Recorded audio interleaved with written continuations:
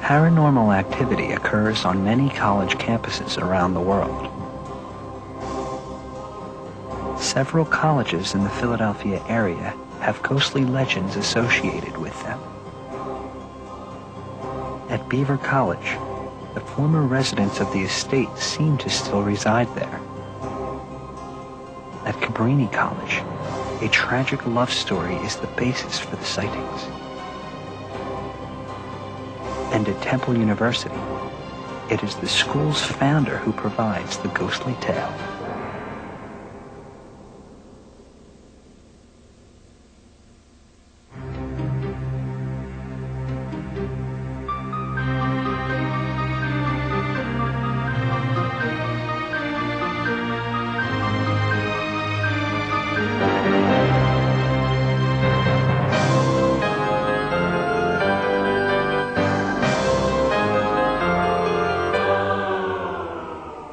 At Beaver College in Glenside, several ghosts are rumored to haunt the residents of Hines Hall, Dilworth Hall, and Gray Towers, also known as the Castle. It is from the former residents of the castle that all but one of the Beaver College hauntings developed.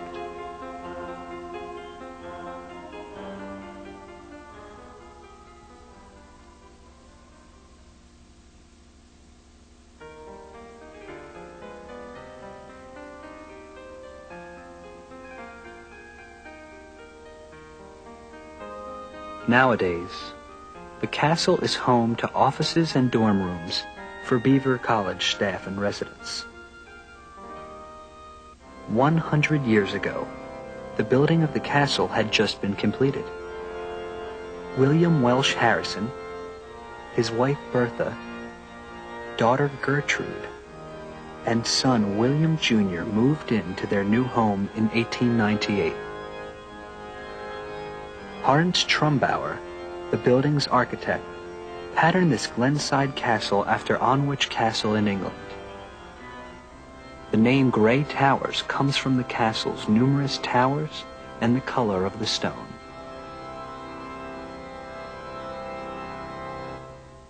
The Harrison family provides the basis for most of the ghost stories associated with Beaver College. Legend has it, the Harrisons were not a happy family. Mr. Harrison was very openly cheating on his younger wife, while some say Mrs. Harrison was not altogether mentally well. Gertrude, the Harrisons' only daughter, secretly married a man of whom her father did not approve. A year later, only a month shy of her 23rd birthday, Gertrude Harrison died. Reports say she died from blood poisoning following an operation. Although she didn't die in Gray Towers, her funeral services did take place in the grand foyer of the castle. 24 years later, William Welsh Harrison would also be laid out in the castle. It is shortly after William's death that Beaver College obtained the enormous Harrison home. Mrs. Harrison and her son sold Gray Towers to Beaver College for the price of $712,500. The year was 1929. Some students who have resided in the castle claim to have seen ghosts roaming the halls and visiting the dorms. Could these ghosts be the spirits of William and Gertrude?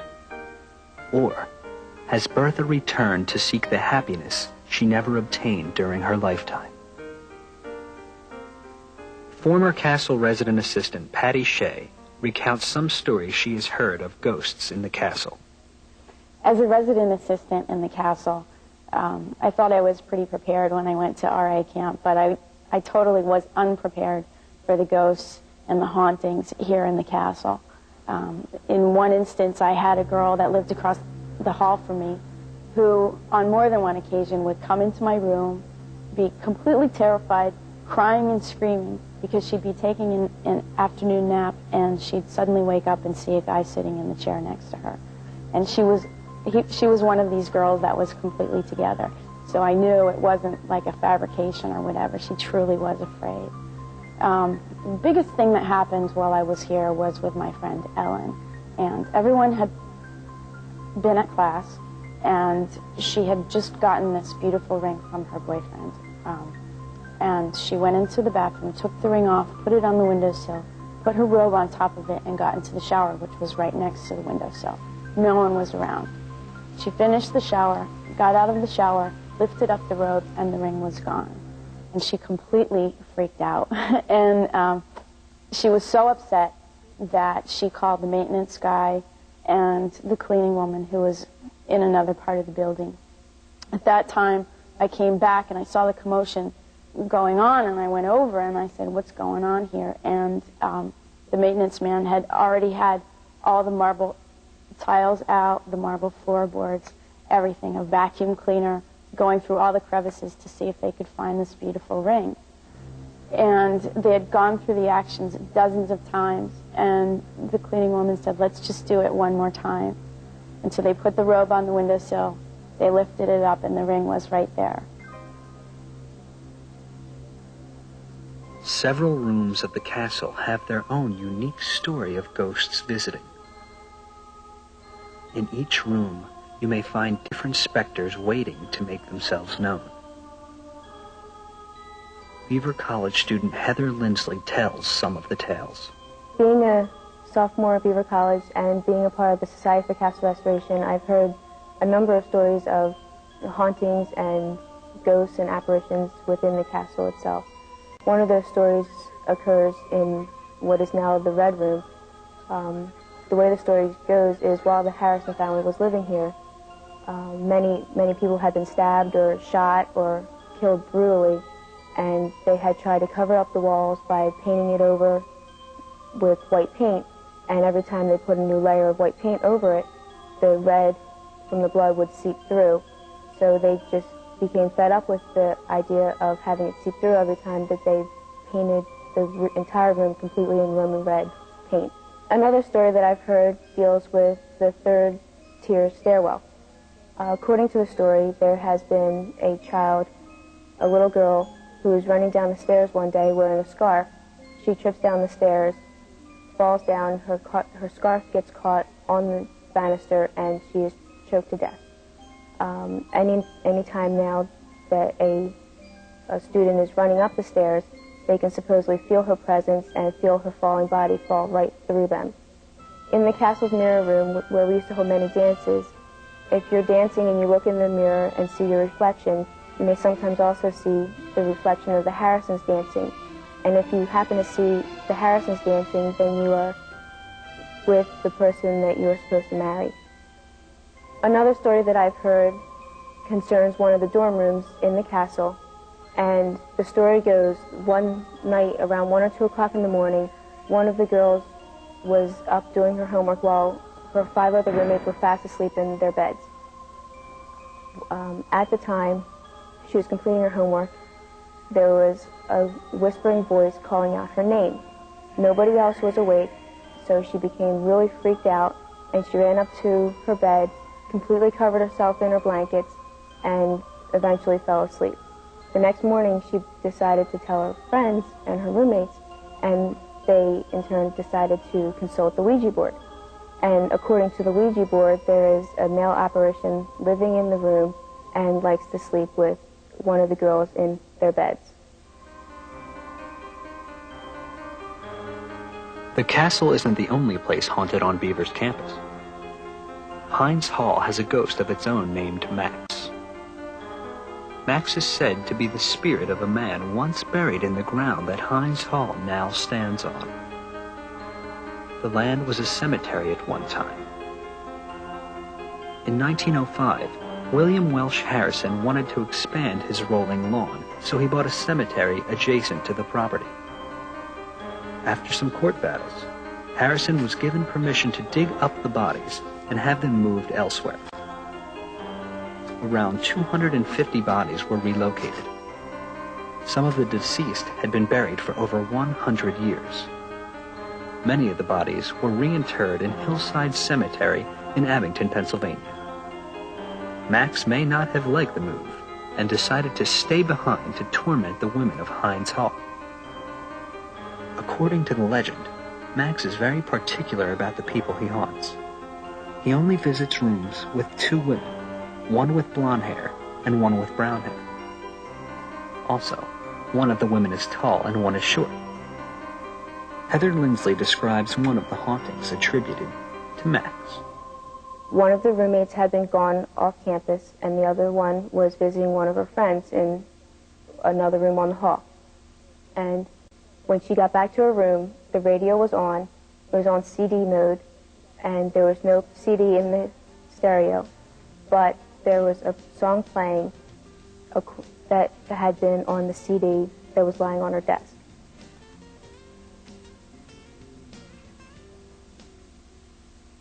The only Beaver College legend with no connection to the Harrison family takes place in Dilworth Hall.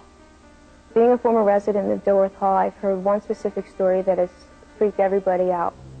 According to the story, there was a male student who had lived on the 3rd floor and ran down the hall and jumped out the window. And according to the story, around 2 or 3 o'clock in the morning, if you leave your room, you can see the man running down the hall and jumping out the window. Beaver College is rich with legend and lore about apparitions visiting the campus. Are the Harrisons still wandering around their former home? Do ghosts really visit the castle dorms? Are these specters to be feared?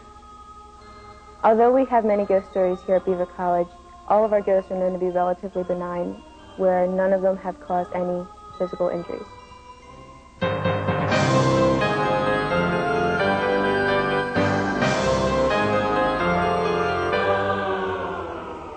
"5 years ago, I had an experience of which I have never spoken before."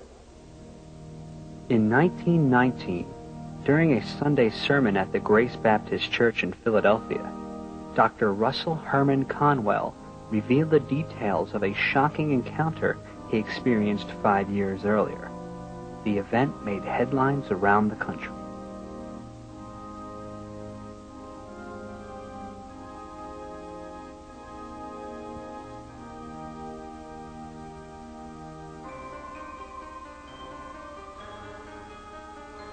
Dr. Russell Conwell, pastor of the largest Baptist church in the United States, the founder of Temple University, and a world-renowned lecturer, was not the type of man you would expect to speak of encounters with the dead. However, in 1919, Dr. Conwell's accounts of visits from his deceased wife, Sarah, caused a national sensation.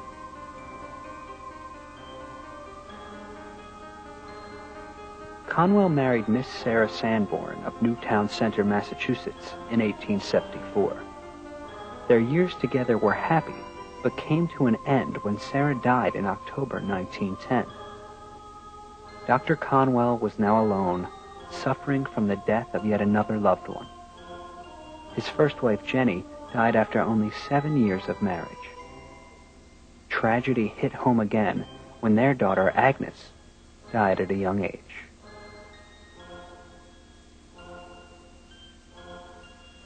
Some scholars of the supernatural felt the unfortunate events in Dr. Conwell's life led to his encounters with Sarah. Conwell felt otherwise. "There is no doubt in my mind that we live surrounded by an invisible world of spirit. They are cognizant of our acts and thoughts and can, under certain conditions, communicate with us." Dr. Conwell detailed his wife's first visit for George Knox McCain, a reporter for the Brooklyn Daily Eagle. It was early in the morning. Day was breaking, and his bedroom was in part light. As he opened his eyes, he saw a figure seated on the edge of his bed, at the foot where Mrs. Conwell had sat when he was ill or indisposed. He was startled, and on looking closer, saw that it really was his wife. She was smiling at him across the bed. He regarded the apparition intensely for an instant, and then with the conviction that he was the victim of an illusion, or that his senses were playing him false, he turned on his pillow and closed his eyes for a moment.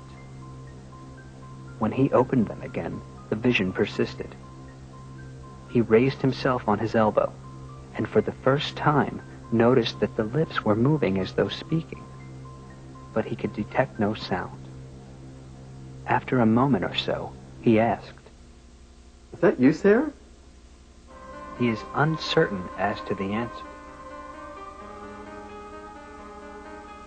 The figure persisted for a few moments without change. He began to concentrate on the message the spirit was uttering. Little by little, the voice became faintly audible and finally became fairly distinct. Then suddenly, the form disappeared.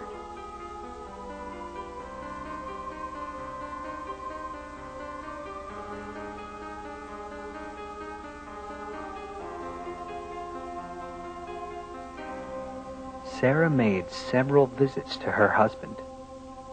During the second visit, Sarah told her husband, "Why not dispose of all the jewelry in the vault in the same way?" This question is extraordinary because the jewelry that Sarah was speaking of was not placed in the bank until after her death. Dr. Conwell deposited many of his wife's rings, brooches, and necklaces in the bank for safekeeping. However, before doing so, he gave several pieces of her jewelry to relatives as mementos. Dr. Conwell's wife was telling him to dispose of the jewelry in the bank in the same way. Sarah helped her husband locate the Civil War discharge papers that he had not seen for years. She told me that they were in a black lacquered box behind the third shelf of the bookcase in my library. I got up immediately and found them where she had said they would be. I never even remember having seen this lacquered box, and she'd apparently put them there.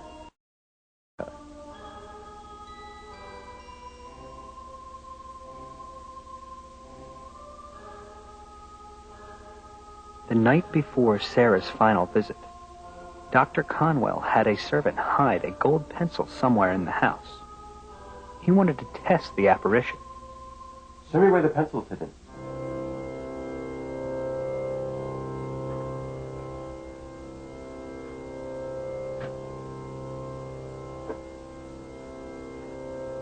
Are you convinced? From that day to this, which has been 5 years ago now, I have not seen her, but I have been conscious of her presence near me.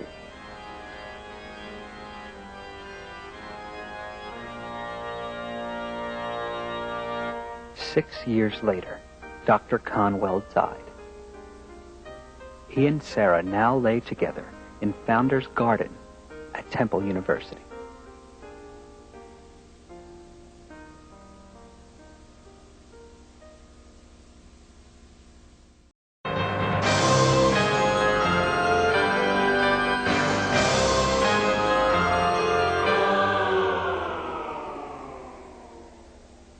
Our story begins with two main characters. There was a girl, a young girl, and a young boy. Let me tell you about the girl first.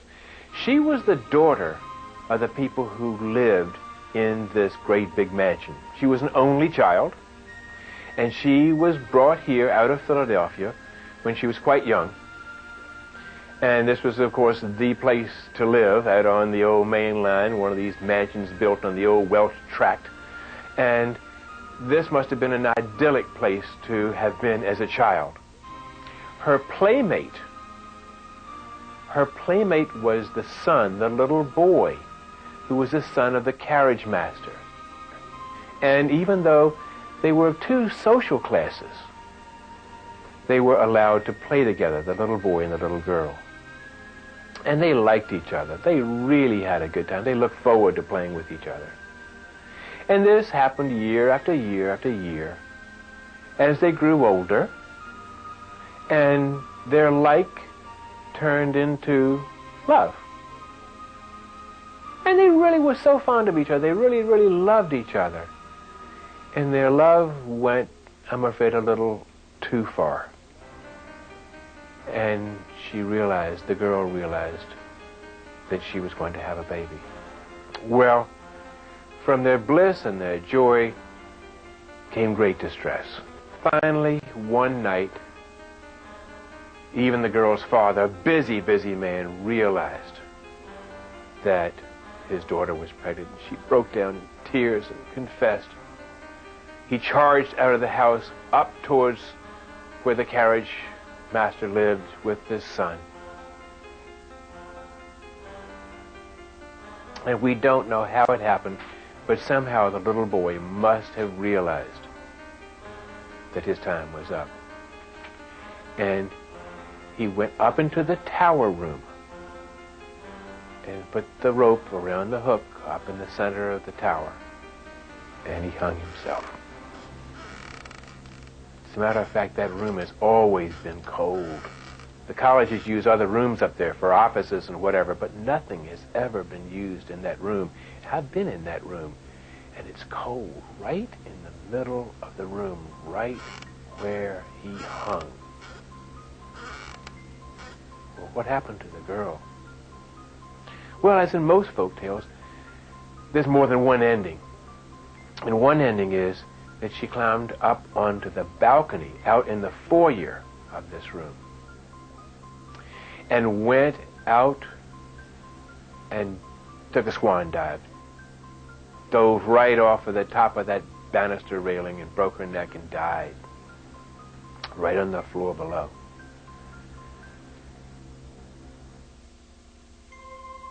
I can remember many, many years ago, we used to have dances in that building.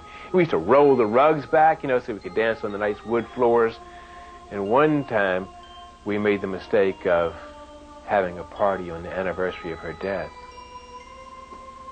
And her blood came up through the floorboards. And the president of the college wouldn't allow us to have parties there ever again. No more dances in the mansion foyer.